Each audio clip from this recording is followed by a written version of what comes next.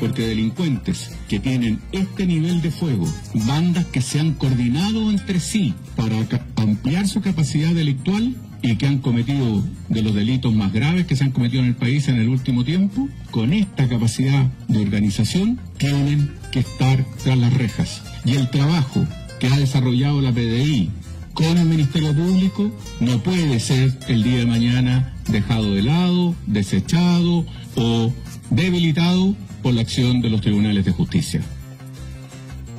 Bien, escuchábamos al ministro del Interior, Andrés Chadwick, quien hizo un llamado para marchar en una misma dirección a la Fiscalía, el gobierno, los tribunales y las policías. Esto luego del operativo que permitió la detención de 31 personas involucradas en delitos de robo con intimidación y violencia. Se realizaron cerca de 40 allanamientos en los que se encontraron municiones y armas de fuego modificadas, como la usada en el homicidio del cabo de Carabineros Óscar Galindo en la comuna de La Pintana. Y es justamente uno de los temas que ha sido puesto en relevancia, que se ha enfatizado durante estas horas posteriores a este brutal crimen, que tiene que ver con el alto poder de fuego de algunas organizaciones criminales, más allá de los delincuentes más habituales, de casas o de calle. Estamos hablando de organizaciones criminales que tienen armas de grueso calibre, en algunos casos armamento de guerra, que lamentablemente no existe una cifra donde podamos realmente saber cuál es el nivel de armamento, la capacidad que tienen, pero se presume que sería bastante poderoso, y es uno de los grandes desafíos que tienen ahora en las instituciones. Ayer conversábamos, Iván, Gerson, respecto a la prevención, y cuando hablamos de prevención, una tiene que ver con el lado social de la prevención, de cómo evitar que niños que están en ambientes vulnerables puedan terminar a los 10, a los 13, a los 15 o 17 años en este caso, portando armas y participando de crímenes o de delitos. Pero otra tiene que ver también con la prevención del acceso de esas bandas criminales al armamento, y ahí hay un tema que se presume está siendo muy complejo.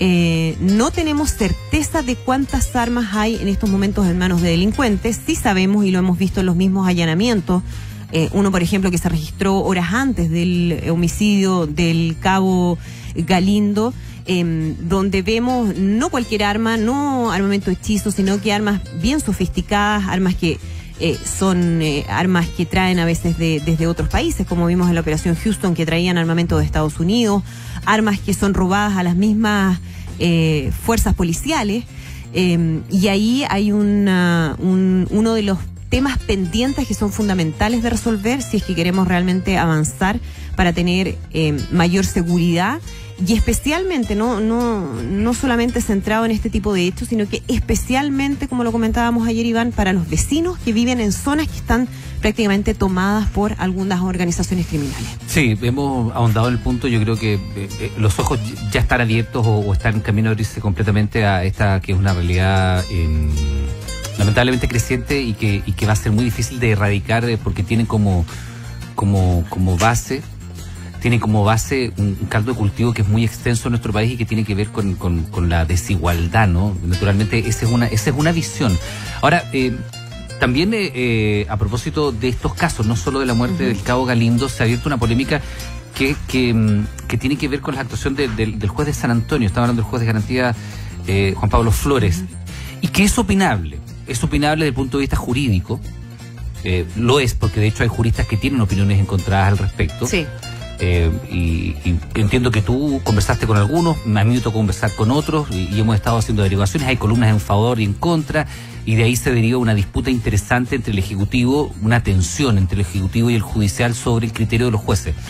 Yo me voy a quedar con la tesis, porque sé que hay otras posibles, pero yo me voy a quedar con la tesis, porque es mi visión, además, después de haber consultado distintas fuentes, de que los jueces no son solo buzones receptores en los cuales la Fiscalía deposita una solicitud y la defensa otra, y allí llega. Yo creo que dentro del abanico de posibilidades que tiene, incluso con la reforma, la primera agenda corta del 2005, se da la posibilidad de que en función de los controles de identidad, por ejemplo, o el control cuando se comete una falta, que en este caso una infracción en la normativa del tránsito, se amplía la posibilidad, y aquí no hay una violación, en mi opinión, a los derechos humanos de estos sujetos que tenían armas y efectivo importante en la maleta, porque incluso ellos abren el portamaletas de manera voluntaria, y ahí se encuentra la policía con este armamento que naturalmente da cuenta, el armamento junto con esta cantidad importante de dinero, se da cuenta de una situación que es jodida, ¿no? Porque naturalmente ahí uno dice, bueno, este no es un señor que va a un club de tiro, o no es una persona que hace un depósito al banco. Este muy probablemente sea un narcotraficante, para hacerlo corto.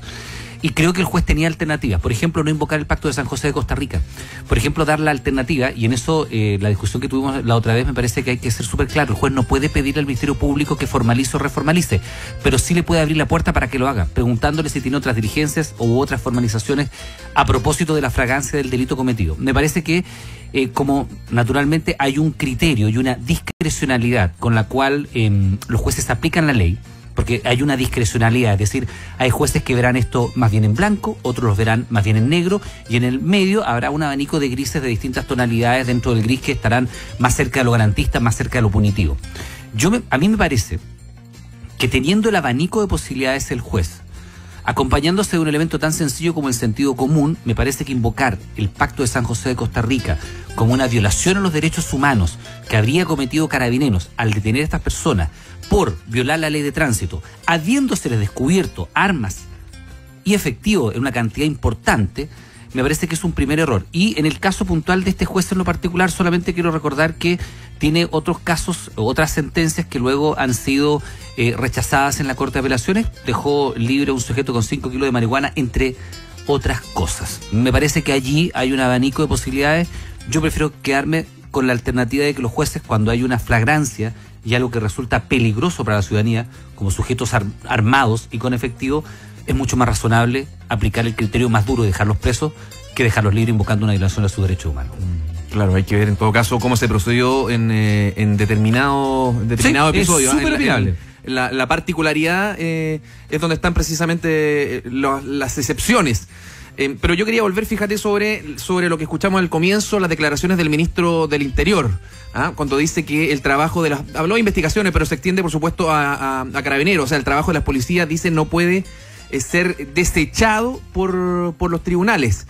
Nuevamente se apuesta ahí por la atención, la atención y apuntar hacia los jueces, hacia los distintos estamentos en realidad de la administración de justicia. Es una vieja polémica que yo creo que tiene décadas. Sí. O sea, vengo escuchando eso desde hace mucho tiempo.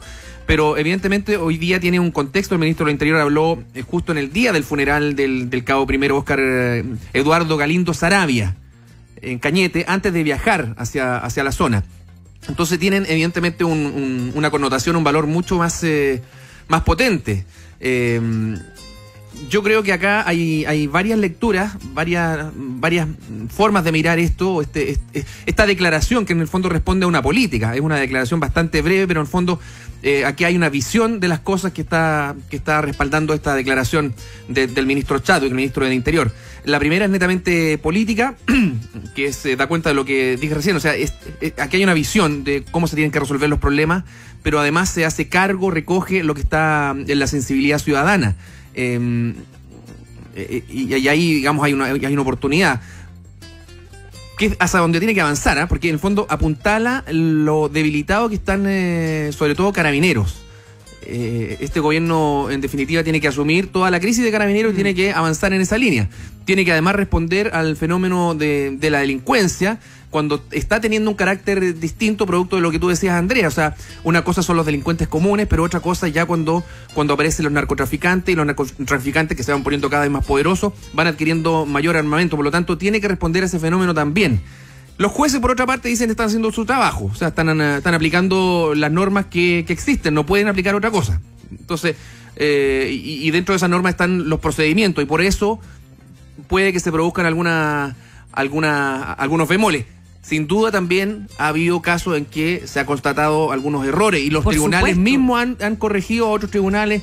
Para eso están los fallos de Para eso existen las otras instancias. Y llega la Suprema. Lógico. Pero lo que está claro entonces es que aquí hay varias capas superpuestas y que se tiene que trabajar en varias etapas, varios frentes, como queramos, digamos. Por ejemplo, tiene que llegar el momento en que se tiene que revisar precisamente el sistema procesal penal, que desde un comienzo fue considerado como excesivamente garantista. y esto aparece en cada caso donde ocurren estas cosas.